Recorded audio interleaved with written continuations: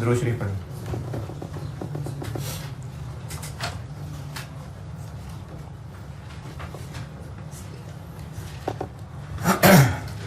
Provision is a liability of uncertain timing और amount. वो liability जो अभी कच्ची है। क्यों कच्ची है? या तो उसकी अमाउंट नहीं पता या फिर उसकी टाइमिंग नहीं पता। अगर पक्की लायबिलिटी होती तो अकाउंटेंट ने यकीनन रिकॉर्ड कर ली होती, लेकिन अकाउंटेंट छुपा जाएगा सिर्फ इस वजह से कि अभी पता नहीं कि कितने रिपेयर्स आएंगे, तो वो छुपा ना जाए जिम्मेदारी। इसलिए I37 ने कहा है कि अगर जिम्मेदारी है तो दिखाओ। अमाउंट नहीं पता, अंदाजा लगा लो। पता नहीं पैसे देने कि नहीं देने, एक्सपर्ट से पूछ लो, छुपाना नहीं है। ये है प्रोविजन। कब रिकॉर्ड होगी? अगर ये पता चल जाए कि जिम्मेदारी है, present obligation as a result of past event, ये अंदाजा हो जाए कि पैसे देने पड़ेंगे और खर्चे का अंदाजा हो जाए, तो बना लो एक्सपेंस या एसेट डेबिट। एसेट और डेबिट बताऊंगा क्यों होता है। एक्सपेंस या एसेट डेबिट और उस चीज़ की प्रोविजन क्रेडिट। और ये प्रोविजन हम नॉर्मली सारी मेहनत कब कर रहे हैं? ईयर एंड पे, क्योंकि साल के दौरान इतनी जल्दी नहीं थी एंट्री करने की। जो भी अनसर्टेनिटीज थी, केस का फैसला हो लेता फिर एंट्री कर लेते। ईयर एंड आ गया, अब हमें एंट्री करनी पड़ेगी और ईयर एंड पे ही फैसला करके बात खत्म करनी पड़ेगी, या IAS 10 में भी ये मेहनत जारी रह सकती है। IAS 10 फेज में भी मेहनत जारी रह सकती है अगर हमें मजीद इंफॉर्मेशन मिल जाए कि हम खर्चे का अंदाजा बेस्ट कर लें। और अगर IAS 10 फेज के अंदर असल में खर्चा नजर आ जाए तो उसी अमाउंट को प्रोविजन में ले लेना चाहिए। मैयर कैसे करनी है? एक्सपर्ट का बेस्ट अंदाजा, और अगर वो मल्टीपल अंदाजे लगा रहा है तो उसको एवरेज कर लें। और फिर लास्ट बात का जहाँ एंड की थी कि अगर एक ही तरह की बहुत सारी ऑब्लिगेशन हैं जैसे वारंटी, तो उनके ऊपर भी हम लोग प्रोबेबिलिटी वाली कैलकुलेशन कर रहे होते हैं। जी सर, IAS 10 और IAS 37 में डिफरेंस बता देते हैं। इनमें डिफरेंस क्या है?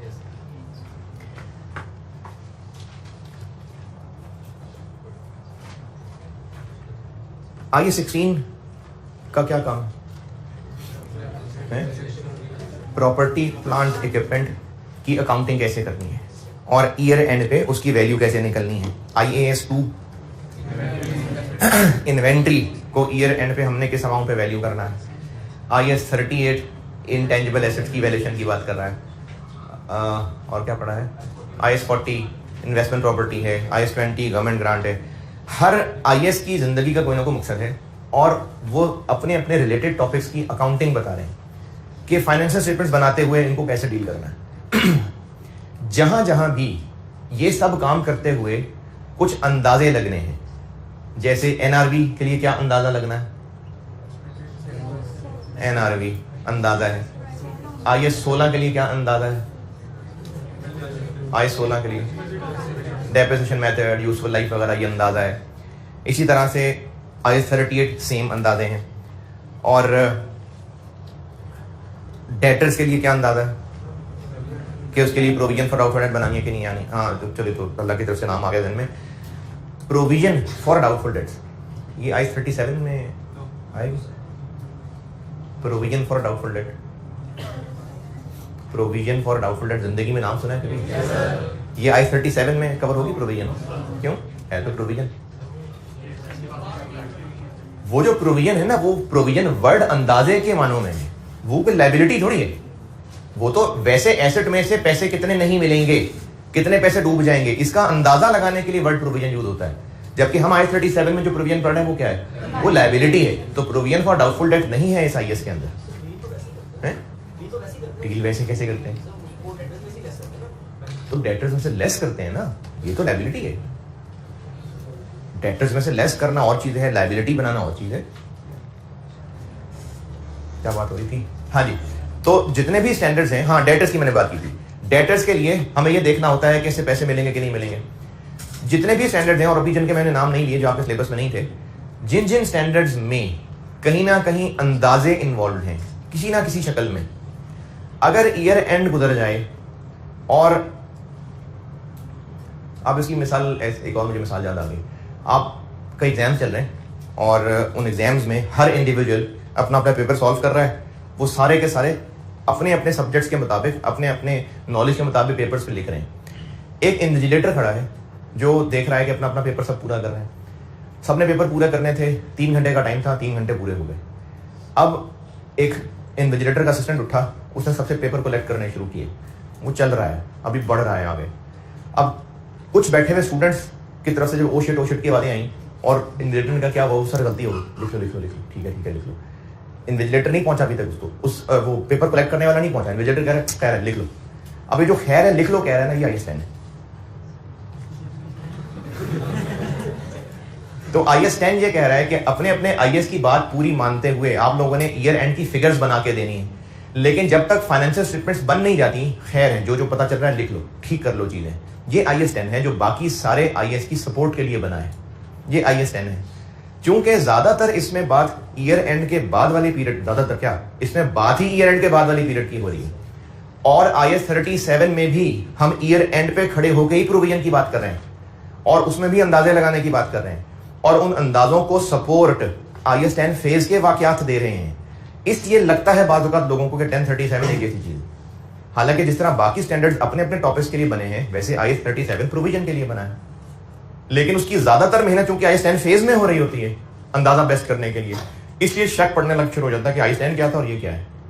तो IS 37 प्रोविजन को कवर करने का एक IS है, जिस तरह बाकी स्टैंडर्ड हर टॉपिक हैं तो IS 37 भी प्रोविजन को कवर करने के लिए बना है। IS10 सिर्फ बाकी सब IS की सपोर्ट के लिए है कि खैर है जब तक पेपर कलेक्ट नहीं होते कर लो शाबाश। ये IS10 है। बात समझा सका? हाँ जी, डेटर वाला था। मेजरमेंट हम मेजरमेंट पढ़ रहे हैं कि जब पहली दफा प्रोविजन रिकॉर्ड होगी तो भी इन्हीं रूल्स के मुताबिक, और जब ईयर एंड पे रिकॉर्ड होगी तो भी इन्हीं रूल्स के मुताबिक। अच्छा, अब आप कहें कि पहली दफा आपने तो कहा ही था ईयर एंड पे रिकॉर्ड होती है। अच्छा, एक तो है डिसमेंटलिंग की प्रोविजन, वो ईयर एंड पे रिकॉर्ड होने की जरूरत नहीं है, बाकी मोस्टली ईयर एंड पे रिकॉर्ड होती है। और जरूरी तो नहीं कि अगले साल जब आएगा तो ये खत्म हो गई होगी, अगले साल फिर रिकॉर्ड करना पड़ेगा। तो अगले साल किस वैल्यू पे रिकॉर्ड करना है? एक केस चल रहा था, अगले साल फिर पेंडिंग है वो केस, अब उस प्रोविजन को फिर बैलेंस शीट में दिखाना है। अब उन्हीं वैल्यूज पे नहीं, उन्हीं रूल्स के मुताबिक। क्या रूल्स? बैच अंदाजा। तो इनिशियल भी और सब्सिक्वेंट भी ये रूल्स हैं। मेजरमेंट की ही हेडिंग में हूं, दो बातें बतानी है। ये पैराग्राफ्स हैं तो इनको मैं आपको मेजरमेंट की हेडिंग में ही इंपॉर्टेंट पॉइंट्स कह देता हूं। हेडिंग मेजरमेंट की चल रही है, मैं हेडिंग मेजरमेंट की हेडिंग को मैंने नंबर 2 लिखा था, नंबर 2 लिखा था ना, देखें जरा, क्योंकि मैंने कहा था इसमें चीजें बहुत ज्यादा हैं तो मैं नंबरिंग कर देता हूं ताकि आपका खुद भी कंट्रोल रहे कि हम क्या क्या पढ़ रहे हैं। मैंने नंबर 1 रिकग्निशन को दिया था और नंबर 2 मैंने मेजरमेंट को दिया था। तो जब तक नंबर 3 हेडिंग नहीं आती मेजरमेंट ही चल रही है। उस मेजरमेंट में दो बातें बतानी है, ये 2 पैराग्राफ हैं IS के अच्छे हैं, इन दोनों के ऊपर करता हूं बात। पहली बात लिखें, इसका कोई खास सवाल नहीं है, दूसरी के फिर सवाल ही सवाल है।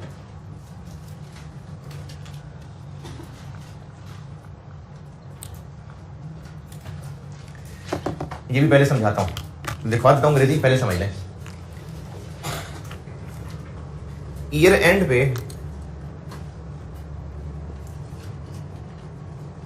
पे अच्छा, ये जो मैं बात बताने लगा हूं ना, ये शायद किसी को कंट्राडिक्शन लगे, तो जिस बात से कंट्राडिक्शन लगी है मैं वो बात पहले ही बोल देता हूं। बोर्ड के इसी हिस्से में मैं एक बात डिस्कस कर रहा था कि पहले हमने गन डाला, उस वक्त तक वो कोई गुनाह नहीं था, जुर्म नहीं था।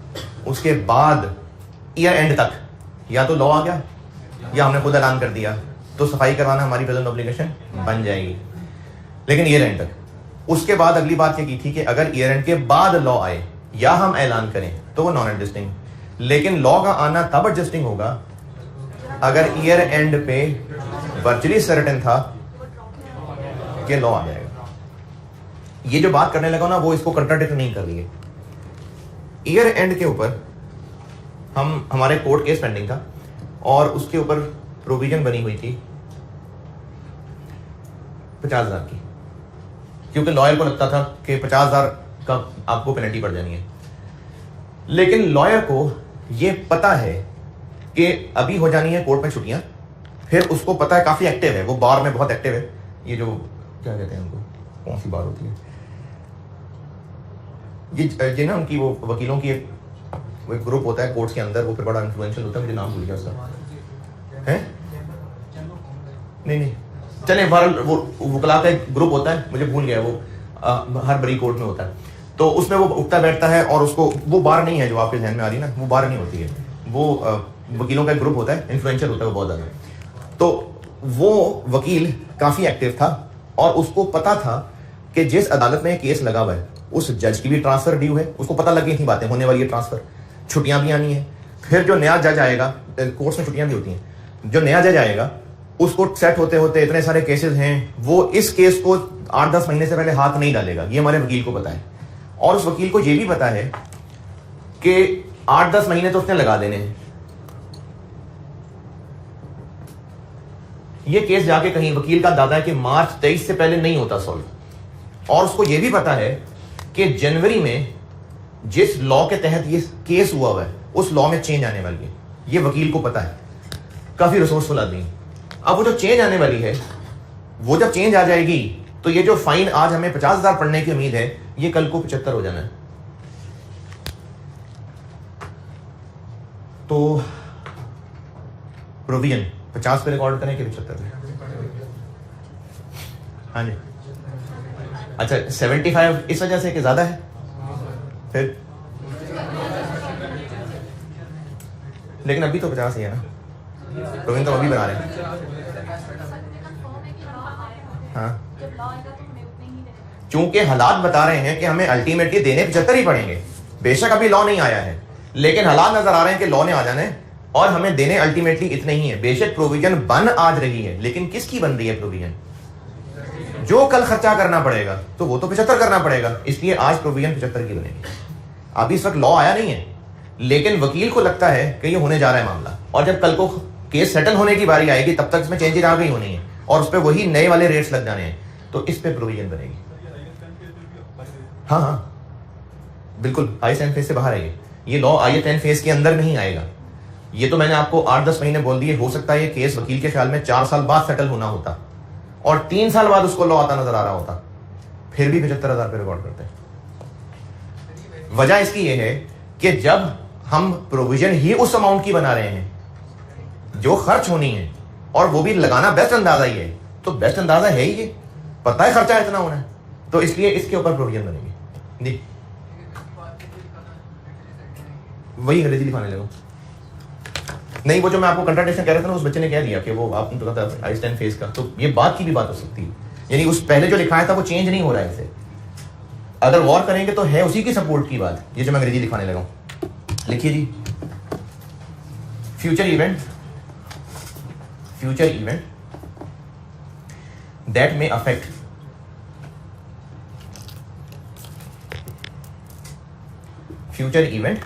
affect the amount। तो सब लोग एक वक्त में होश में नहीं होते, दोबारा बता दूं, ये जो मैं अभी लिखवाना शुरू कर दिया है, मेजरमेंट की हेडिंग में हूं, और मेजरमेंट की हेडिंग के हवाले से 2 इंपॉर्टेंट बातें हैं जो ISS के पैराग्राफ हैं, जो मैं आपको इस तरह पॉइंट्स में लिखवा रहा होता हूं, तो वो मैं आपको बस इंपॉर्टेंट पॉइंट्स करके लिखवा रहा हूं। क्या लिखा? Future event that may affect the amount required to settle an obligation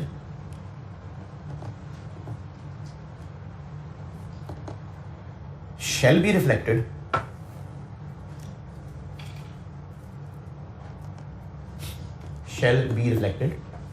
in the amount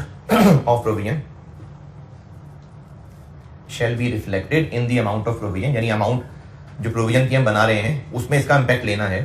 shall be reflected in the amount of provision where there is sufficient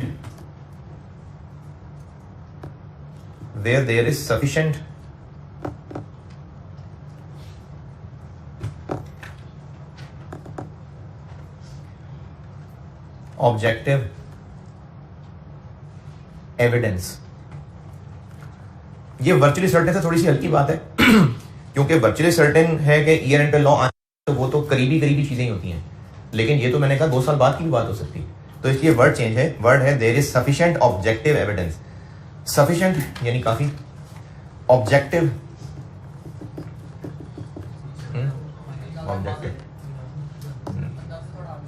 एक चीज होती है सब्जेक्टिव, ये तो बहुत ही हवाई होती है।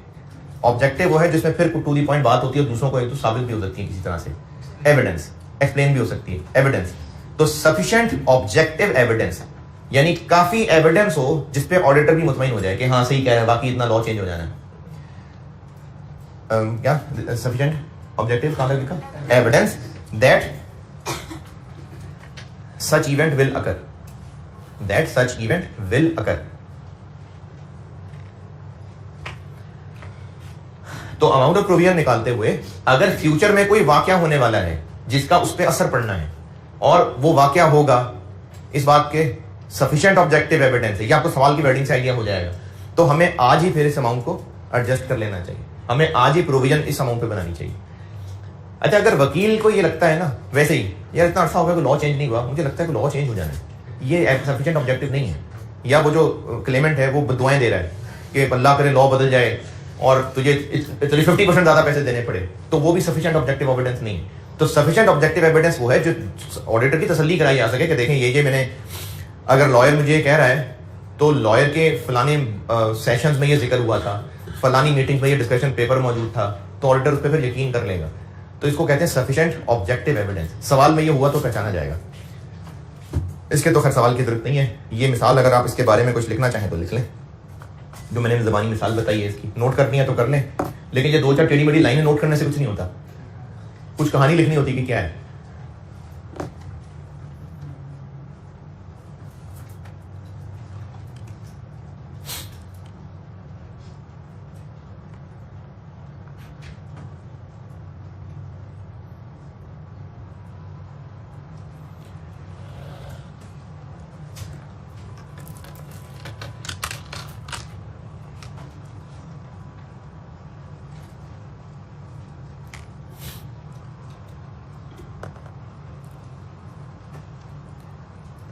लिखने की स्पीड तेज किया गया है, बड़े स्लो लिखते हैं आप लोग।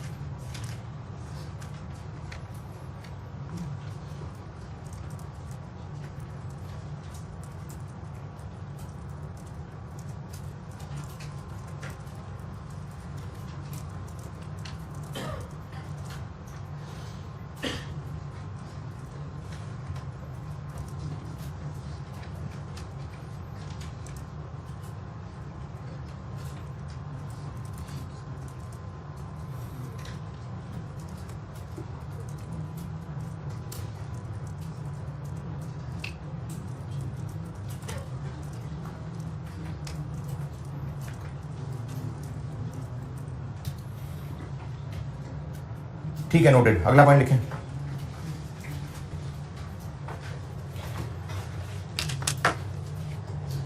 ये है जी FR 1 वाला वादा। एक प्लांट खरीदा, लेकिन उसको खरीदने से पहले जिस जगह पर वो प्लांट लगाना था, जिस एरिया में फैक्ट्री लगानी थी, गवर्नमेंट ने कहा कि इस एरिया में आप बिल्कुल फैक्ट्री लगाएं, लेकिन जिस तरह से ये शहर बढ़ रहा है आगे, हमें लगता यह है कि 20 को साल बाद यहाँ से आपको जगह खाली करनी पड़ेगी। जैसे ये होता भी है, यानी अब जैसे लाहौर है, कई फैक्ट्रीज, अब जैसे हम जिस इलाके में हैं, ये आज से को 25-30 साल पहले इस तरह का नहीं था। यहाँ पर ये उजाड़ और ये नाले गंदे और इस तरह की जगह थी सारी। बहुत सारी फैक्ट्रीज होती होंगी इस एरिया में, नहीं वैसे लाहौर के दरमियान में कहीं, लेकिन जैसे जैसे लाहौर की आबादी बढ़ती जाएगी तो वो फैक्ट्री सब और दूर शिफ्ट होती जाएंगी। तो हो सकता है गवर्नमेंट ने इनको कहा हो कि आपने जो फैक्ट्री लगानी है बिल्कुल लगाएं, लेकिन आपको हम सिर्फ 25 साल की इजाज़त दे रहे हैं, उसके बाद आपको यहाँ से जगह खाली करके जाना होगा। ये अगर मंजूर है तो बताएं, लगा लें फैक्ट्री। एग्रीमेंट हो गया, ये एग्रीमेंट हो गया 1 जनवरी 20 को हो गया एग्रीमेंट। फिर ये पॉइंट की अंग्रेजी लिखाता हूँ। फिर इसमें प्लांट खरीद लिया, अभी खरीदा है। अच्छा, एग्रीमेंट ये हुआ कि आप फैक्ट्री बिल्कुल लगाएं, लेकिन 25 साल बाद प्लांट उखाड़ के जगह खाली करके साफ करके वापस जाना होगा। प्लांट खरीद लिया 1 अप्रैल 20 को, और प्लांट की इंस्टॉलेशन कंप्लीट हो गई 30 जून 20 को। वादा क्या है गवर्नमेंट से कि 25 साल बाद प्लांट उखाड़ना है, जगह साफ करके जानी है। इस पे खर्चा भी होगा, बिल्कुल काफी सारा खर्चा होगा। तो चूंकि ये वादा हो चुका गवर्नमेंट से, और गवर्नमेंट से वादा है तो पूरा करना पड़ेगा, अगर नहीं पूरा करेंगे तो है जी, हाँ जी, वो सिर्फ फाइन नहीं डालेंगे, वो तोड़ फोड़ के सब प्लांट फैक्ट्री खत्म कर देंगे वहां से, और जो उसका खर्चा होगा वो हमसे ही लेंगे। वरना अगर अपनी जेब से गवर्नमेंट ने देना होता तो फिर हम 25 साल बाद देखिए कर लो जो करना है, तो वो आके अपनी जेब से प्लांट उखाड़ लेते। तो इसलिए प्लांट का खर्चा हमें ही करना पड़ेगा। तो अवॉइड हो सकती है चीज नहीं, इसलिए प्रेजेंट ऑब्लिगेशन तो है, लेकिन ये कब बनेगी प्रेजेंट ऑब्लिगेशन? ये 3 डेट्स लिखी हैं आपके सामने। ऑब्लिगेटिंग इवेंट क्या होगा? ऑब्लिगेटिंग इवेंट इंस्टॉल करना, क्योंकि प्लांट जब तक लगाया नहीं है तब तक जगह भी नहीं साफ करनी। प्लांट लगाएंगे तो जगह साफ करना, क्योंकि एक बार प्लांट सब इंस्टॉल हो गया फिर अब उखाड़ने के लिए सारी मेहनत है। इसको कहते हैं डिसमेंटल करना।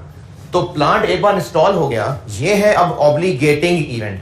अब बनानी पड़ेगी प्रोविजन, लेकिन वो प्रोविजन जो बनेगी जिस खर्चे की बनेगी वो खर्चा होना कब है? 25 साल बाद। 25 साल बाद होना है खर्चा, प्रोविजन उसकी बना रहे हैं अभी। अब आपने लीजेस भी पढ़ ली हुई हैं, फाइनेंशियल इंस्ट्रूमेंट भी आपने पढ़ लिए हुए हैं, तो 25 साल बाद होना है खर्चा, उसी अमाउंट की प्रोविजन बना लें आज, फिर उसकी डिस्काउंटिंग करना है। लिखें अंग्रेजी पॉइंट नंबर 2।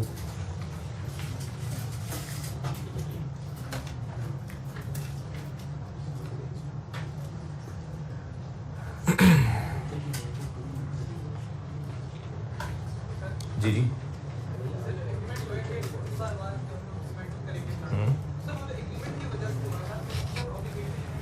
चलान हो रहा है सिग्नल तोड़ने की वजह से या पकड़े जाने की वजह से हैं, लेकिन पकड़े गए हैं तो अच्छा चलो और चेंज करते हैं। चलान क्यों हो रहा है? क्योंकि एक ऑफेंस है सिग्नल तोड़ना, और ट्रैफिक कवानीन में इसका कानून है कि सिग्नल टूटेगा तो ये ऑफेंस है और इतना फाइन है।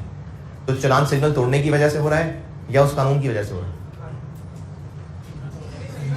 कानून मौजूद है, लेकिन सिग्नल तोड़ने के हम गुनाहगार हो रहे हैं क्योंकि उस कानून के तहत वो जुर्म था और हमने वो जुर्म कर दिया। तो एग्रीमेंट करना नहीं है ऑब्लिगेटिंग इवेंट। एग्रीमेंट ये था कि अगर प्लांट लगा लिया तो उसको फिर आपको उखाड़ना होगा 25 साल बाद। तो प्लांट लगाएंगे तो हमें फिर जिम्मे होगा ना प्लांट उखाड़ना। वेयर द इफेक्ट ऑफ, देखिए point 2, where the effect of where the effect of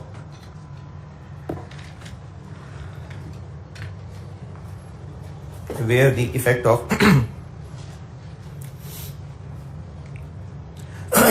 time value of money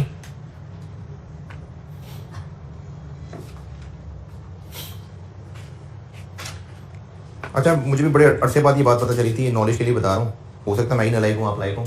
जो पॉइंट नंबर 1 में है वो मैंने अफेक्ट बताया था, ये इफेक्ट बता रहा हूँ। ये 2 अलग अलग चीजें होती हैं। अफेक्ट, अफेक्ट वर्ब है, असर करना, और इफेक्ट नाउन, ये असर है। तो पॉइंट 1 में मैंने ए बताया था, पॉइंट 2 में ई बता रहा हूं। Where the effect of time value of money is material. अच्छा, इस जुमले का मतलब ये होता है कि जिस दिन रिकॉर्ड कर रहे हैं, खर्चे को जिम्मेदारी बना रहे हैं, और जब एक्चुअली खर्चा करना है, इसमें ईयर्स का गैप है, तो मतलब है कि time value of money material है। देखिए, हम रिकॉर्ड कर रहे हैं प्रोविजन किस चीज की, किस अमाउंट की? जो 25 साल बाद खर्चा होगा। तो टाइम गैप ज्यादा है, किस में ज्यादा है? रिकॉर्ड करने में और उसके सेटल होने में। ईयर्स होना चाहिए, 1 साल तक खैर होती है। अगर 1 साल के अंदर अंदर है ना तो इसको इतनी ज्यादा लिफ्ट नहीं कराई जाती, लेकिन अगर 1 ईयर से ज्यादा हो जाता है तो फिर डिस्काउंटिंग होनी चाहिए। तो ये मतलब है, अभी तक जितना जुमला लिखा, इस जुमले को अगर आप अपने अल्फाज में ब्रैकेट में लिखना चाहें तो उसका मतलब है कि अगर रिकग्निशन और सेटलमेंट के दरमियान ईयर्स का फर्क है, रिकग्नाइज करने में और फाइनली सेटल करने में अगर ईयर्स का गैप मौजूद है, तो ये मतलब होता है कि there is the time value of money का फैक्ट जो है वो मटीरियल है। यहां तक कि अंग्रेजी का मतलब ये है कि अगर रिकग्नाइज करने में और बाद में सेटल करने में ईयर्स का गैप है, तो फिर ये बोला जाएगा कि effect of time value of money is material.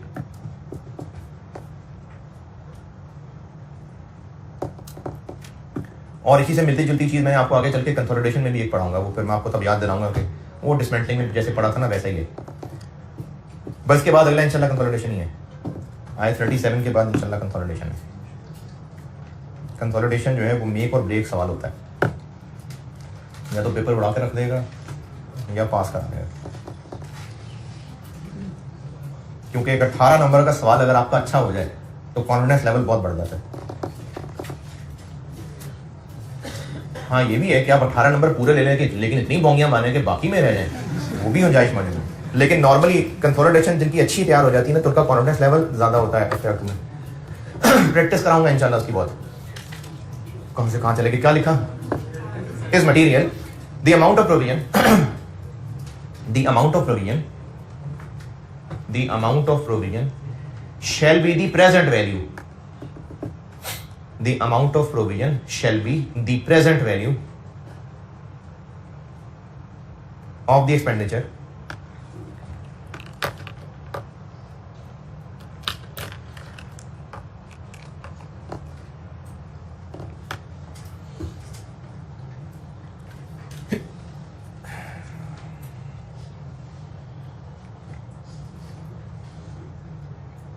expected to be required. सारी अंग्रेजी रिपीट कर रहा हूं। where the effect of time value of money is material, the amount of provision shall be the present value of the expenditure expected to be required to settle the obligation.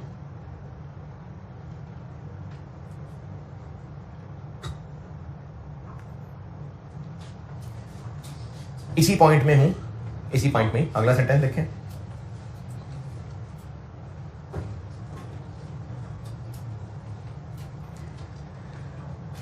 The discount rate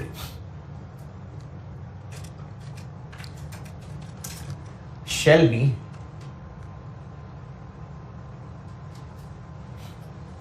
a pre-tax rate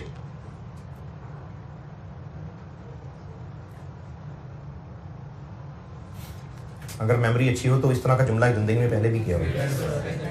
कहाँ? हाँ जी, well in use, माशाल्लाह जबरदस्त।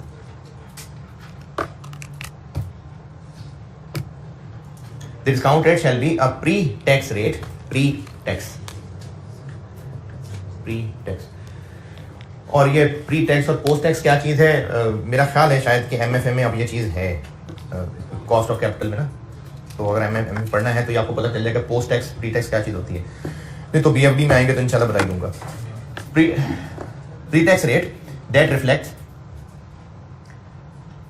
Reflects शुरू से दोबारा the discount rate shall be a pre tax rate that reflects current market assessment.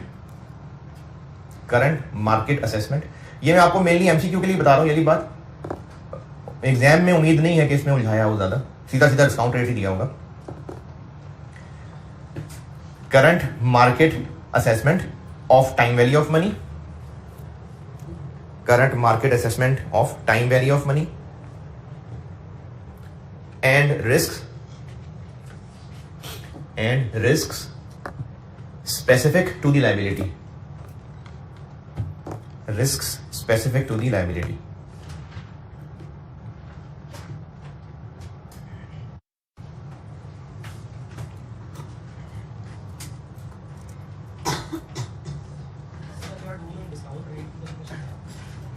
FAR 2 में वो उतना ही है बस, जो इम्प्लिसिट रेट निकालना और यही है। नहीं, ये डिस्काउंट रेट ना, ये आप लोग कॉस्ट ऑफ कैपिटल पढ़ेंगे। मैं MFA में नहीं, मुझे पता इसकी एक्सटेंट क्या है तो मुझे नहीं पता उसमें किस हद तक बताया हुआ है, लेकिन BFD में इसको डिटेल से पढ़ेंगे जी।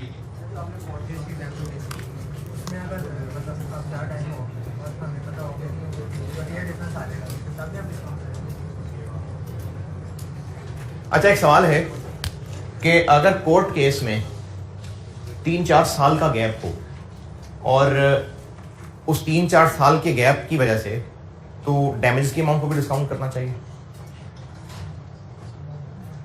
ये एक प्रैक्टिकल सवाल है और उसका जवाब ये है कि अगर तो ऐसा बाय लॉ नहीं है, यानी ऐसा नहीं है कि 4 साल बाद ही इस केस का फैसला सुनाया जाएगा, यानी अगर ऐसा नहीं है कि इस चीज का प्रोसीजर ही 4 साल का है, प्रोसीजर 3 महीने का है, वो तो हमें पता है कि ये काम डिले होता ही जाना है, कभी जज चेंज होना है, कभी कोई चेंज होना है, कभी कुछ होना है, और ये मामला सेटल नहीं होना, तारीख पे तारीख, और ये केस सेटल नहीं होना, करते करते नस्लें गुजर जानी है। इस बुनियाद पे नहीं डिस्काउंटिंग हो जाएगी, क्योंकि करेंगे तो कितनी डिस्काउंटिंग करेंगे। तो इसलिए केसेस में नॉर्मली मामला नहीं होता, डिसमेंटलिंग में होता है क्योंकि उसमें पता है कि 25 साल बाद खर्चा है, तो केसेस में नहीं होता इस तरह का नॉर्मली मसला। आईएस ने नहीं रोका, आईएस ने तो रूल बताया है, लेकिन केसेस में इस तरह की बात होती नहीं है। अच्छा जी, अब ये 25 साल बाद डिसमेंटलिंग का खर्चा करना है, कंफर्म है कि कितना खर्चा होगा? अंदाजा है, क्योंकि अनसर्टेन है इसलिए इसकी प्रोविजन बनेगी। वरना अगर ये सब तय हो चीजें 25 साल बाद इतने पैसे देने हैं फिर तो पक्की लायबिलिटी है, लेकिन इसमें अमाउंट का अंदाजा होता है। अब वो अंदाजा है 10 मिलियन, तो आज हम 10 मिलियन की प्रोविजन बनाएंगे? नहीं, प्रेजेंट वैल्यू निकालेंगे। इसकी प्रेजेंट वैल्यू निकाली और उसकी पीवी निकल आई 7 मिलियन। ये चीज ना लिखें बेशक अभी, क्योंकि अभी इसके मैं सवाल ही इतने कराऊंगा कि ये चीज आपको उन सवालों में कवर हो जाएगी, अभी जबानी समझ ले काफी। इस 7 मिलियन की आज बन जाएगी प्रोविजन। ये जो बात बता रहा हूं ना, ये जबानी सुन लें, अभी आगे इसके सवाल आ जाने बहुत सारे। इसकी आज बन जाएगी, आज मतलब नहीं, ईयर एंड नहीं, ईयर एंड के लिए इसकी बिल्कुल भी शर्त नहीं है। जिस दिन प्लान इंस्टॉल हो गया, और इसकी वजह बताऊंगा अभी, जिस दिन प्लान इंस्टॉल हो गया उस दिन बन गई जिम्मेदारी। इसके लिए नहीं है ईयर एंड का इंतजार करना, क्योंकि बाकियों में तो केस सेटल हो लेता, लेकिन जहां पर एक वजह है जो भी बताने लगा हूं, ईयर एंड का नहीं इंतजार करना। जिस दिन प्लान इंस्टॉल हो गया उसी दिन बनेगी प्रोविजन। प्रोविजन फॉर डिसमेंटलिंग हो गई क्रेडिट, कितने से? 7 मिलियन से। डेबिट क्या होगा आपसे नहीं पूछ रहा, बता, अभी बात पूरी कर रहा हूं। इससे पहले जितने सवाल किए थे, जो भी कल परसों किए, उनमें डेबिट क्या हो रहा था? एक्सपेंस। क्यों एक्सपेंस डेबिट हो रहा था? क्योंकि खर्चा था, पेनल्टी पड़ रही है तो उसको ऐसे थोड़ी बनाएंगे, रिपेयर करके दे रहे हैं तो खर्चा ही है। तो कल तक जो सवाल किए थे वो हाँ एक्सपेंस होता था। इस खर्चे को, अच्छा अभी ना 10 और 7 के फर्क की बात को रहने देते हैं, अभी मैं सिर्फ इसको कह रहा हूं खर्चा। इस खर्चे को करना कब है? 25 साल बाद। लेकिन अगर इस खर्चे का वादा ना करते तो प्लांट इंस्टॉल हो सकता था, प्लांट 25 साल यूज हो सकता था। तो जिस तरह प्लांट की इंस्टॉलेशन, खरीदना, टेस्टिंग जरूरी है, उस तरह यह वादा भी जरूरी था। जब वो सारे खर्चे प्लांट की कॉस्ट में ऐड हुए तो इसको भी प्लांट की कॉस्ट में ऐड होना चाहिए। बेशक ये खर्चा होना बाद में है, लेकिन ये वादा है और ये वादा जरूरी था, और इसी वादे की वजह से ही तुम 25 साल प्लांट यूज कर पाएंगे। तो इस खर्चे का बेनिफिट हमें 25 साल मिलेगा, इसलिए इसको प्लांट की कॉस्ट में डेबिट कर दिया जाता है। यही वजह है कि बचपन में आपने प्लांट की कॉस्ट में इसको एक लिस्ट के तौर पे पढ़ा था कि present value of future estimated dismantling cost. तो इसका डेबिट आज जाएगा प्लांट में। 25 साल पे कैसे ये एक्सपेंस बन जाएगा? 25 साल पे मैंने कहा ना कि इसका बेनिफिट 25 साल मिलेगा, डेप्रिसिएट होगा। तो एक तो 7 मिलियन 25 साल पे एक्सपेंस बन जाएगा डेप्रिसिएशन के रास्ते से, यहां तक बात। लेकिन खर्चा तो 10 मिलियन है। तो अब आप लीजेस भी पढ़ चुके, फाइनेंशियल इंस्ट्रूमेंट्स भी पढ़ चुके। चलो फाइनेंशियल इंस्ट्रूमेंट्स की बात करता हूं। फाइनेंशियल लायबिलिटी पढ़ चुके, एमआरटाइज कॉस्ट। अब टाइम गुजरता जाएगा और इंटरेस्ट बढ़ता जाएगा, इंटरेस्ट एक्सपेंस डेबिट, और ये प्रोविजन बढ़ती जाएगी। अब आपको इसमें सवाल ये होना चाहिए कि लोन किधर है जो इंटरेस्ट? तो ये कोई लोन नहीं है। इंटरेस्ट असल में टाइम वैल्यू ऑफ मनी का एक्सपेंस होता है। लोन पे इंटरेस्ट क्यों पड़ता है? टाइम वैल्यू ऑफ मनी के रेट पे पड़ता है। तो इसलिए ये जो 7 मिलियन है ये तो डेप्रिसिएशन के नाम से हो जाएगा एक्सपेंस, लेकिन जो बाकी का 3 मिलियन है वो इन 25 साल में इंटरेस्ट एक्सपेंस की शक्ल में आता जाएगा। इंटरेस्ट एक्सपेंस डेबिट होता जाएगा, प्रोविजन क्रेडिट होती जाएगी। तो इस तरह पूरे 25 साल के अंदर 10 मिलियन एक्सपेंस चार्ज हो जाएगा। कैसे? 7 मिलियन डेप्रिसिएशन के नाम पे और 3 मिलियन इंटरेस्ट के नाम पे। और इस तरह ये प्रोविजन 25 साल में फलते फूलते 10 तक पहुंचेगी, और पेमेंट होगी तो प्रोविजन डेबिट कैश।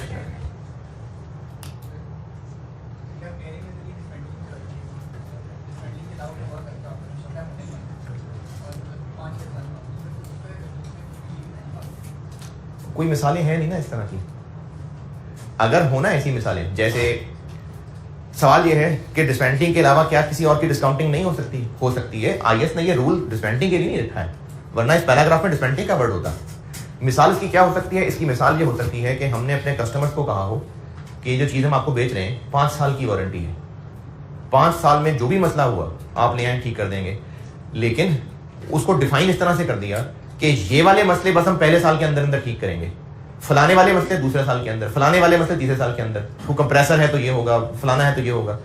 अब हम वारंटी दे चुके और हमें पता है कि 5 साल बाद भी कस्टमर ने आना है, तो वो जो खर्चा 5 साल बाद होना होगा हम उसकी डिस्काउंटिंग करेंगे। तो वारंटी में भी हो सकता है ऐसा। बल्कि मुझे याद आ गया, ACCA में जब पढ़ाता था तो उनका एक सवाल भी था ऐसा, P2 पेपर था ACCA का, उसमें एक सवाल था ऐसा, उसमें डिस्काउंटिंग प्रोविजन वारंटी की डिस्काउंटिंग हो रही थी। तो ऐसा हो सकता है, डिस्काउंटिंग हो सकती है वारंटी के अंदर भी, ज़्यादातर डिस्मेंटलिंग में होती है, इसलिए सवाल भी इसी के होते हैं। 7 और 3 मिलियन कॉन्सेप्चुअली ओके, चलो छोड़ो रहने दो, भी सवालों में आकर रिपीट कर दूंगा। अभी 7 मिलियन को प्लान में डेबिट करना, ठीक है। चलिए ये जो मैंने इसकी अंग्रेजी लिखवाई है उसके साथ अगर आप ये लाइन नोट करना चाहें तो मर्जी है, नहीं भी तो अभी इसके हम सवाल कर लेंगे। और IAS 37 के साथ जुड़ा हुआ एक और टॉपिक है, जिस तरह IAS 38 पढ़ा था इंटेंजिबल्स, तो उसके साथ एक और टॉपिक था SIC 32। इसी तरह से ना IAS 37 के साथ एक IFRIC है। SIC तब होते थे जब IAS होते थे, फिर जब IFRS आने लग गए तो फिर SIC की जगह IFRIC होने लग गए। और वो इस पे बना हुआ है कि अगर ये 10 मिलियन का अंदाजा बदल गया तो क्या होगा, 10 मिलियन अंदाजा चेंज हो गया तो क्या होगा, वो उसके ऊपर बना हुआ है। तो वो 37 पूरा करते ही मैं फिर वही पढ़ाऊंगा, यानी वो 37 के साथ ही टॉपिक मिला के उसको पढ़ाया जाता है। अगर ये लिखना है तो लिख ले, नहीं तो कोई मसला नहीं है। अभी सवाल इसके बहुत करने हैं हमने, बस ये जो पॉइंट्स लिखवा रहा था ये हो गए।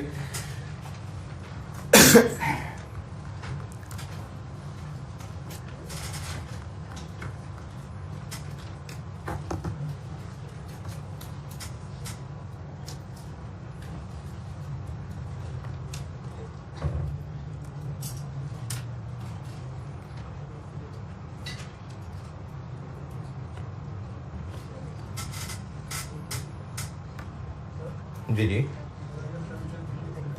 किधर है, कौन है, कहाँ है? IAS 10 के MCQs?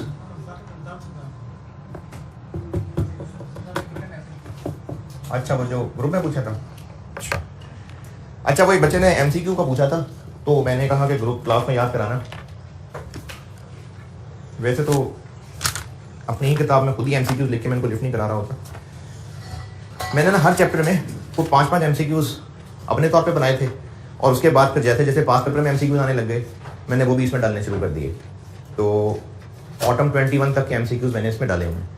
तो हर चैप्टर जब आप भी आप किया करें, बोर्ड पे तो मैं करता हूँ ICAP वाले डिस्कस, जिसमें वो भी स्प्रिंग 21 तक तो डाल चुके हैं अपनी बुक के अंदर, ऑटम 21 तक। तो इसलिए मैंने फिर ICAP से ही डिस्कस करने शुरू कर दिए थे, अपने वालों को लिफ्ट नहीं करा रहा था। लेकिन अच्छा है, अगर आप कर लेंगे तो अच्छी बात है, वो भी MCQs ही हैं, कुछ खुद बनाए हुए हैं, कुछ मैंने ACCA से उठाए हुए हैं। तो इसी तरह से ना IAS 10 में मैंने खुद एक MCQ बनाया था, ये है पेज 66 पे। वो एक बच्चा कर रहा था तो उसने पूछ लिया, तो मुझे लगा कि मैंने तो ये बड़ा अच्छा बनाया था, तो मैं बाकी को भी बता देता हूँ। पेज 66 MCQ नंबर 2 की शक्ल देखें।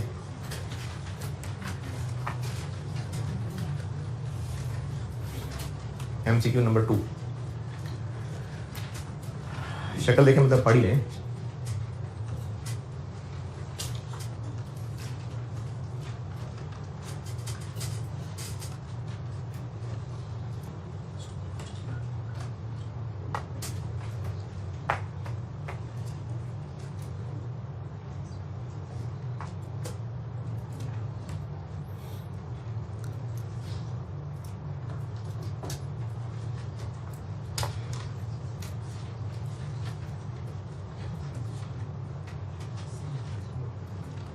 आज का टेस्ट मैंने IAS 10 का ही कहा है ना, IAS 10 का ही।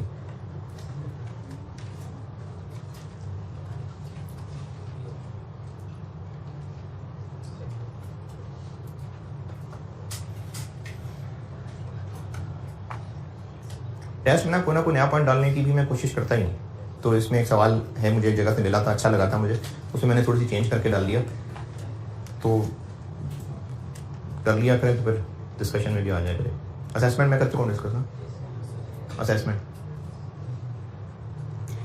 MCQ 2, इसमें एक डेटर का डेटा है, और उसको जो सेल्स की थी मई, जून और जुलाई में,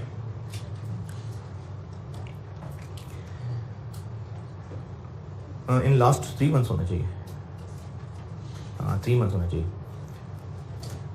3 मंथ्स जी, was owed by him following is an analysis relating to sales made to him in last 3 months, 4 नहीं 3 months।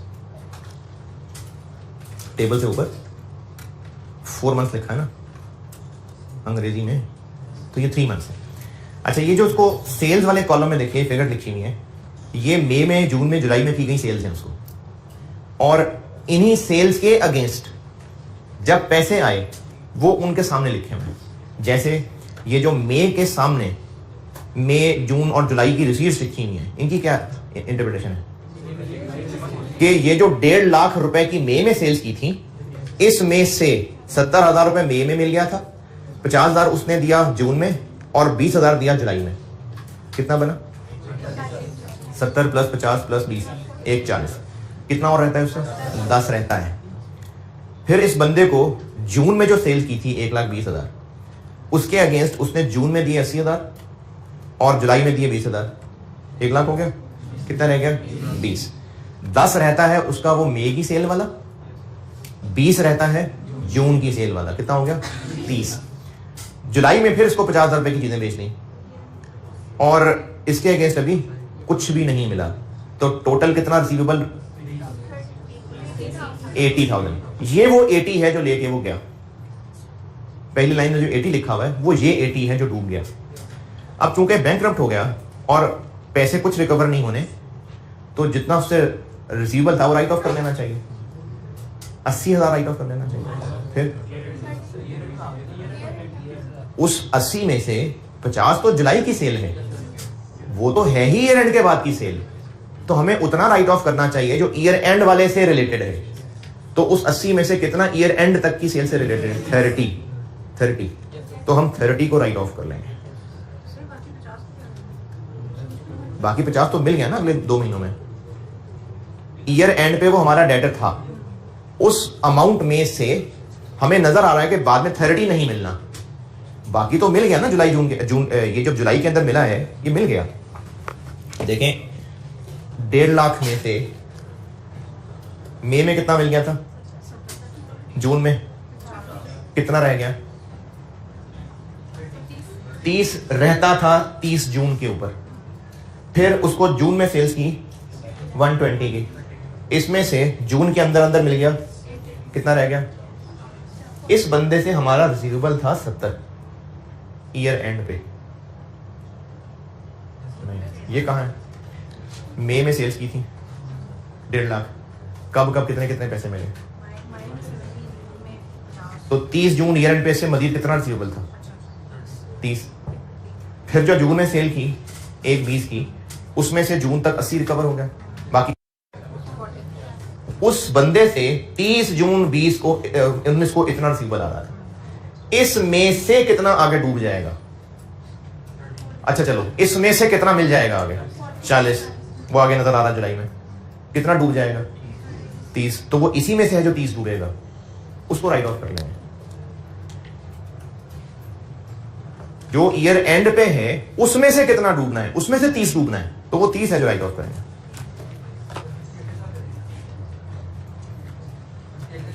50 फिर वो अगले साल।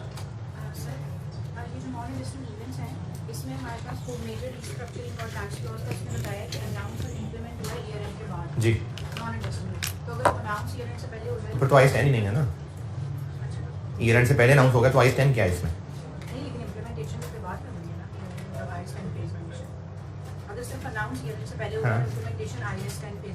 अनाउंस और इम्प्लीमेंटेशन में क्या फर्क? मतलब टैक्स रेट्स अनाउंस हो गए, तो इम्प्लीमेंट अभी नहीं हुआ, मतलब सिर्फ टैक्स रेट अनाउंस होने में और इम्प्लीमेंट होने में क्या फर्क? इन्हीं चले इधर वापस भी। ठीक है, ये नोटेड। मेजरमेंट में रूल्स बताए थे और वो रूल्स हो गए बस पूरे। सेपरेट हेडिंग है IS में, वैसे है तो मेजरमेंट से रिलेटेड, लेकिन चूंकि उसको हेडिंग बड़ी दिया हुआ है इसलिए मैं भी उसको ना अलग ही नंबर दे देता हूं। मेनली ये है मेजरमेंट से रिलेटेड, लेकिन जितना बड़े फॉन्ट में मेजरमेंट लिखा हुआ है उतने ही बड़े फॉन्ट में ये लिखा हुआ है, इसलिए मैं भी इसको अलग हेडिंग कह देता हूं। Changes in provision.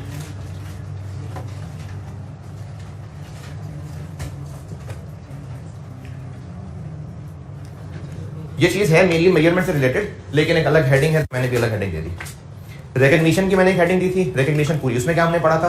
3 कंडीशन थी, उनको एक्सप्लेन किया था। फिर मेजरमेंट की हेडिंग दी, उसको मैंने नंबर 2 कह दिया। उसमें क्या पढ़ा, अमाउंट कैलकुलेट करने के रूल्स पढ़े। अब तीसरी heading changes in provision. Changes in provision से मुराद ये है, लिखाता हूँ अंग्रेजी, चेंजेस इन प्रोविजन से मुराद ये है कि जब 2019 में हमने उस कोर्ट केस की प्रोविजन बनाई थी तो तब उस लॉयर का बेस्ट अंदाजा 2 लाख था। अगले साल अब हालात बदल गए, पेट्रोल महंगा हो गया, डॉलर महंगा हो गया, तो अब लॉयर को लगता है कि इससे आपको 3.5 लाख की पेनल्टी बढ़नी है। पहले भी उसका बेस्ट अंदाजा था, अब भी बेस्ट अंदाजा है, तो रूल तो वही है कि बेस्ट अंदाजा, लेकिन अमाउंट तो बदल गई। तो इस अमाउंट को कैसे डेबिट क्रेडिट करना है, ये है चेंजेस इन प्रोविजन। इसी तरह से 10 मिलियन का अंदाजा था डिसमेंटलिंग का, कुछ साल के बाद वो अंदाजा बदल गया, चेंजेस इन प्रोविजन। लेकिन उस अंदाजे को इस हेडिंग में नहीं, उसको मैंने इफ्रिक 1 में कवर करना है। 10 मिलियन के अंदाजे को पहले दिन किस अमाउंट पे रिकॉर्ड किया था, 7 मिलियन। ये 7 मिलियन क्या चीज थी, 10 मिलियन की पीवी किस दिन निकाली थी, इंस्टॉल करते हुए। अब जब ईयर एंड आएगा तो ये प्रोविजन बैलेंस शीट में आनी है। रूल क्या है, यही डिसमेंटलिंग की बात कर रहा हूं। ईयर एंड पे हम आ गए हैं, ठीक है, साल गुजर गया, ईयर एंड पे आ गए। रूल क्या है अमाउंट कैलकुलेट करने का, पीवी, डिसमेंटलिंग की बात कर रहा हूं। लेकिन उस पीवी का आंसर बदल जाएगा। क्यों, पहले उसको 25 साल पावर डिस्काउंट किया था, अब साल गुजर गया, आप 24 साल पावर डिस्काउंट करेंगे, तो उसकी क्या अकाउंटिंग होगी, यहां पर ये मुराद है चेंजेस इन प्रोविजन कि जो प्रोविजन के ऊपर आप जब मेजरमेंट का रूल लगाएंगे और हर ईयर एंड पे रूल वही लगा रहे होंगे लेकिन अमाउंट चेंज हो सकती है, तो उस अमाउंट चेंज का क्या करना है, वो है ये। लिखे पहला point,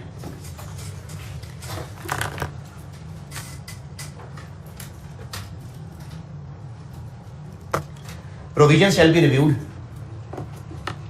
provisions shall be reviewed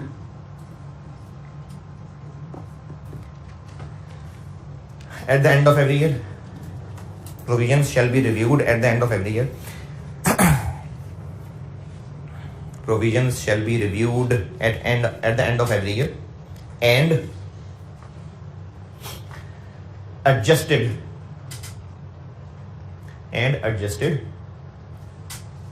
to reflect the current best estimate.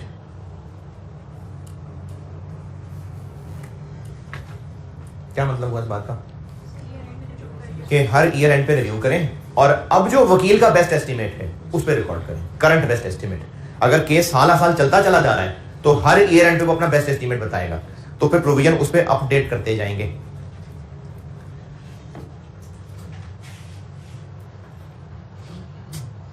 इसके लिए सवाल, चले लिख लें, सवाल लिखें इस पॉइंट के लिए, इसी पॉइंट के लिए सवाल लिख लें। अभी मैंने इसमें आपको 3 पॉइंट लिखवाने टोटल, तो खैर इसी पॉइंट 1 के नीचे ही सवाल लिख लें, डब्बे में लिख लें सवाल, सवाल करने के बाद डब्बा बना लेना। During 2017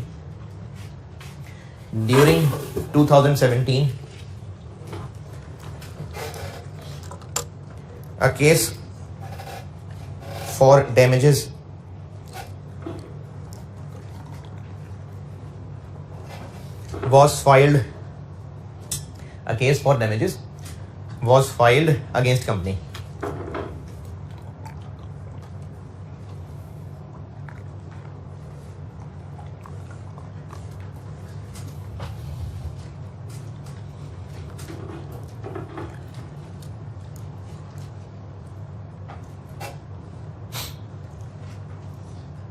At end of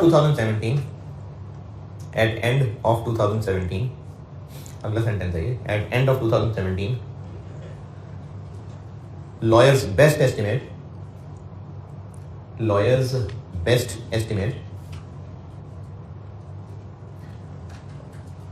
Shahbaz आपने बोली क्या ना कुछ, अच्छा,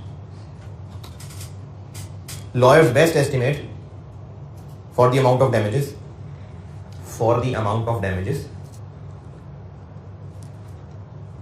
was 5 lakh.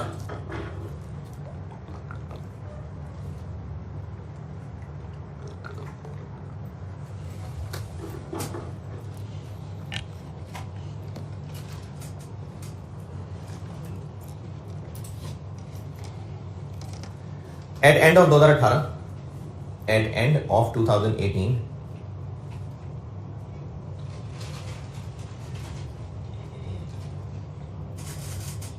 This estimate was revised to 700,000, 7 lakh.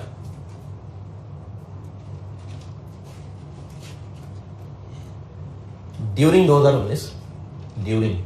2019, the case was settled. During 2019, the case was settled.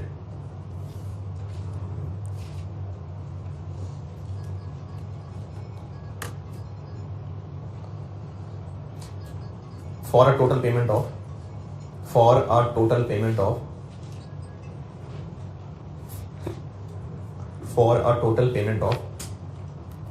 780,000, 7,80,000.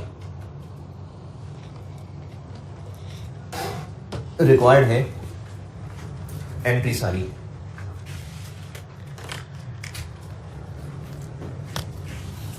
दो 2017 के एंड पे प्रोविजन कितने से बनेगी?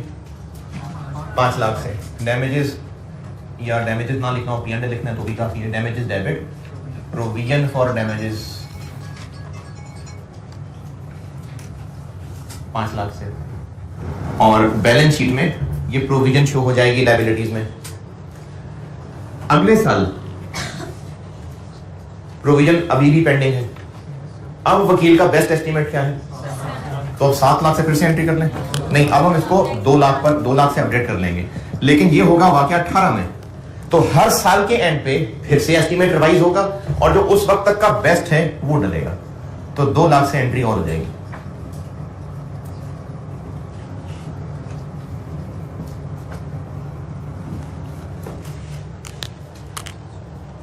और फाइनली 2019 में जब इसको सेटल कर लेंगे तो कैश तो जा रहा है 780 और प्रोविजन खत्म. प्रोविजन फॉर डिसमेंटलिंग कितने से आ चुकी हुई है? 7 से. और जो भी कमी बेशी है वो P&L 80,000.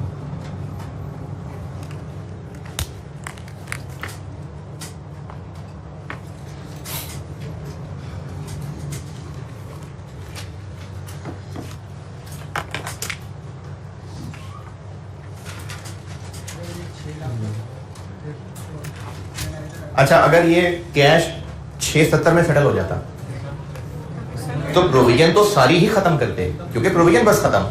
कैश क्रेडिट 670 होता और 30,000 P&L क्रेडिट हो जाता. ये हो गया पॉइंट 1.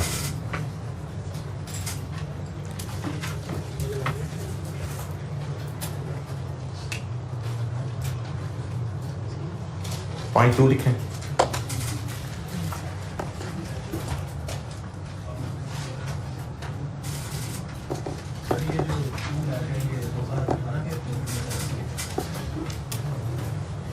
ये 2 लाख का एक्सपेंस बनेगा.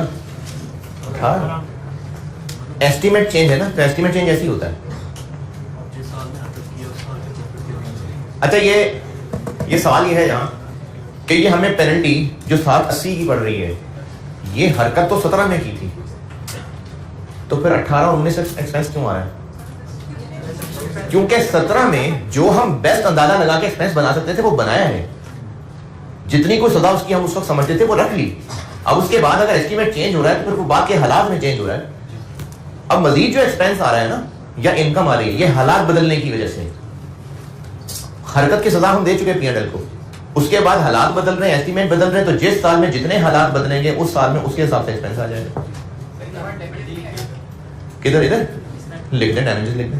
ये नहीं कोडिंग किया यार, तो वो तो डिसमेंटलिंग कहां से आ गई? ये डैमेजेस है, ये प्रोविजन फॉर डैमेजेस है ना, किया करें ऐसे. डैमेजेस है, देखो सबने डिसमेंटलिंग लिखा हुआ. क्यों?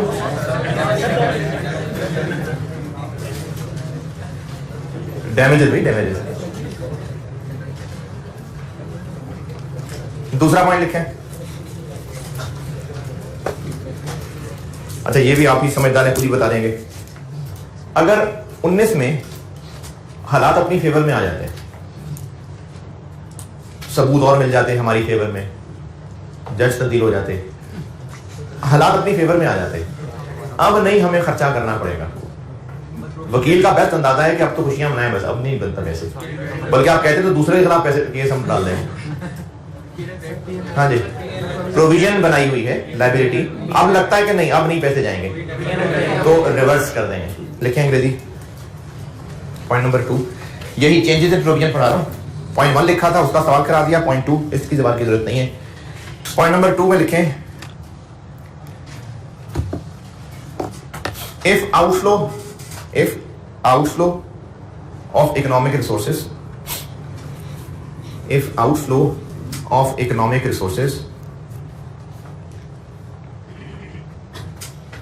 is no longer probable,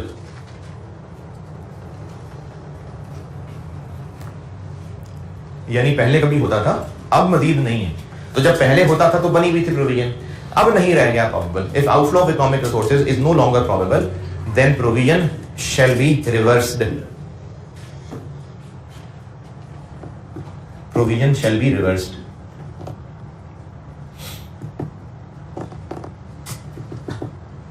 तीसरा पॉइंट लिखें।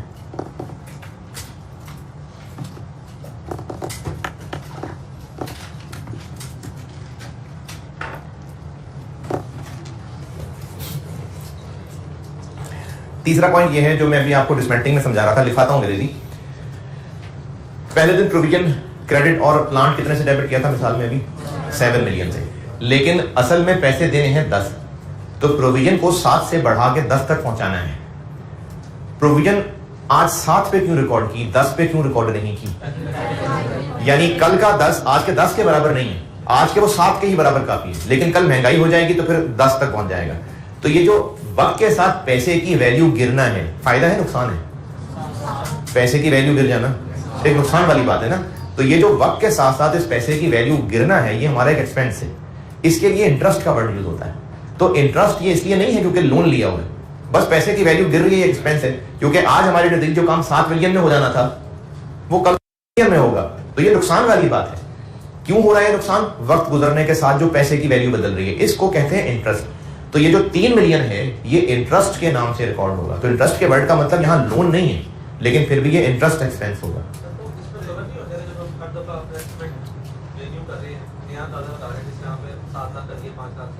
अच्छा, जब कवर हो जाएगा तो वो जो प्रोविजन क्रेडिट करनी है, डेबिट क्या करें? आप कह रहे हैं कि हर दफा जब प्रोविजन की अमाउंट नई निकलेगी, प्रेजेंट वैल्यू चेंज होती जाएगी तो प्रोविजन बढ़ती जाएगी, ठीक है, क्रेडिट करते जाते हैं, डेबिट क्या करें? तो उसमें डैमेजेस थोड़ी करेंगे।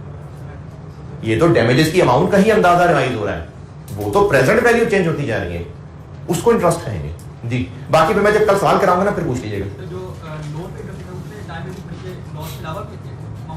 लोन पे जो इंटरेस्ट होता है ना, उसमें लेंडर ने अपना रिटर्न कमाना होता है जी, वो दोनों कमाना होता है, इसमें टाइम वैल्यू नहीं। जो लोन पे इंटरेस्ट होता है उसमें लेंडर अपनी कमाई भी ले रहा होता है। अगर दुनिया में इन्फ्लेशन ना होती तो वो कम कमाई लेता, इन्फ्लेशन होती है तो ज्यादा कमाई ले रहा है, तो उसमें भी इन टाइम वैल्यू मनी का इम्पैक्ट होता है। अच्छा, ये जो नाम है ना यहाँ डैमेजेस, इसकी जगह अगर आपने P&L लिख दिया है, असल में क्या होता है? असल में तो कोई टी अकाउंट का नाम ही होता है, इस एंट्री में भी P&L नहीं डेबिट होगा, असल में किसी अकाउंट का ही नाम आएगा, और वो चूंकि डैमेजेस से रिलेटेड है तो वो डैमेजेस में ही आएगा। लेकिन एग्जाम पॉइंट ऑफ व्यू से क्या होता है कि एग्जामिनर बस यही चेक करना चाह रहा होता है कि इन चीजों को स्टूडेंट ओसीआई में तो नहीं कहीं चार्ज करने लगा, ओसीआई, इसलिए P&L का नाम चल जाता है।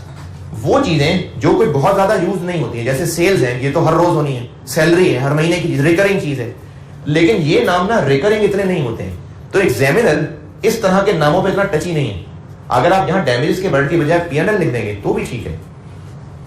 असल में P&L कुछ भी नहीं है नाम, असल में ये किसी अकाउंट का नाम है, यहां पर डैमेजेस ही आएगा। जब हम रीवैल्यूएशन के अंदर, रीवैल्यूएशन अपवर्ड डाउनवर्ड, उसमें सरप्लस डेबिट होता है तो साथ दूसरा, अब वो जो P&L डेबिट कर रहे होते हैं असल में वो P&L नहीं डेबिट होता, कोई ना कोई नाम होगा, रीवैल्यूएशन लॉस नाम का एक अकाउंट होगा, लेकिन एग्जाम में P&L लिखना चल जाता है, तो इसीलिए P&L नहीं है, ये डैमेजेस है। अकाउंट का नाम डैमेजेस है, लेकिन एग्जाम पॉइंट ऑफ व्यू से P&L काफी। चलिए तीसरा पॉइंट लिखें, बस फिर ये बात खत्म। और फिर आप लोगों की शक्लें ने मुझे अभी एक फैसला लेने में मजबूर कर दिया। वो जो मैंने IFRIC 1 37 खत्म करने के बाद पढ़ाना था, मैं वो अभी ही पढ़ाऊंगा। यानी अभी अगले 2 दिन जो है सिर्फ न्यूमेरिकल। IS 37 में ब्रेक लगा के मैं इफ्रिक मत डालूंगा पहले, ताकि जो जमाइयाँ होती हैं इनको थोड़ी सी तक कंट्रोल करें ना। पॉइंट नंबर 3, बस ये लास्ट है, फिर ये चेंजेस इन प्रोग्राम खत्म। पॉइंट 3 लिखें और ये अंग्रेजी लिख लें, ये वही है जो मैंने भी आपको बात समझाई है, और इसकी फिर हम कल प्रैक्टिस करेंगे जो बात लिखवा रहा हूं। Where provision is measured at present value, where provision is measured at present value, यानी अगर हमने प्रोविजन रिकॉर्ड की हुई है प्रेजेंट वैल्यू पे, where provision is measured at present value of the expenditure, present value of the expenditure,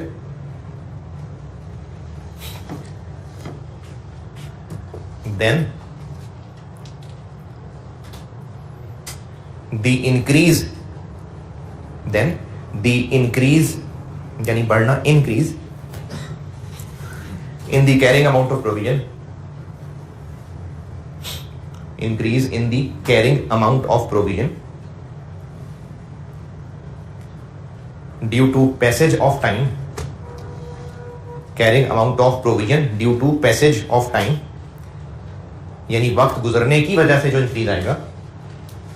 सारी अंग्रेजी repeat कर रहा हूं। Where provision is measured at present value of the expenditure, then the increase in the carrying amount of provision due to passage of time is recognized as finance cost, is recognized as finance cost। चलिए, changes in provision वाली बात खत्म हो गई, और ये जो आखिरी पॉइंट लिखवाया है अब इसकी प्रैक्टिस करेंगे, और इसी ही से रिलेटेड है क्योंकि इफ्रिक 1, इसलिए मैं IS 37 में ब्रेक लगा के तो इफ्रिक 1 पे ले आऊंगा, ताकि ये न्यूमेरिकल जो सुस्तियां अभी मुझे नजर आती हैं चेहरों पे, इसको तो मैं 2 दिन गुजारूँ आगे ना। ठीक है, अल्लाह हाफ़िज़।